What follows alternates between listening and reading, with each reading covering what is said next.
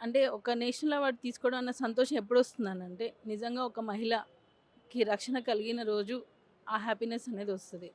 అందరం ఎంజాయ్ చేస్తాం అంటే, ఈ నేషనల్ అవార్డ్ ఏదైనా ఆస్కార్ అయినా ఎనీ అవార్డ్ అయినా తీసుకోండి.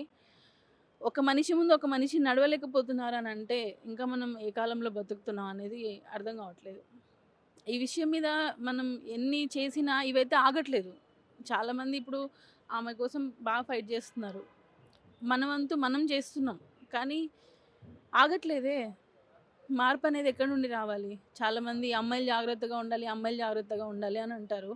అమ్మాయిలు జాగ్రత్తగా ఉన్నా గూడా జరిగేవి జరుగుతున్నాయి. ప్రీ ప్లాన్డ్‌గా చేసిన దాన్ని ఎవరు ఎలా చెప్తారు చెప్పండి? ఎవరు దాన్ని పసిగట్టి వీళ్ళు ఇలా ప్లాన్ చేస్తారు ఫ్యూచర్‌లో మనం ఇలా ఉండాలి. మనకి అంత అదే ఏమంటారు? మనకి ఫ్యూచర్ టెన్స్ ఎలా ఉంటదని మనకి ఫ్యూచర్‌లో ఎలా ఉంటదో మనకు తెలీదు గదా! ఆడపిల్లలు జాగ్రత్తగా ఉండాలి అంటారు. మీరు ఇలా ఉండాలి, అలా ఉండాలి అని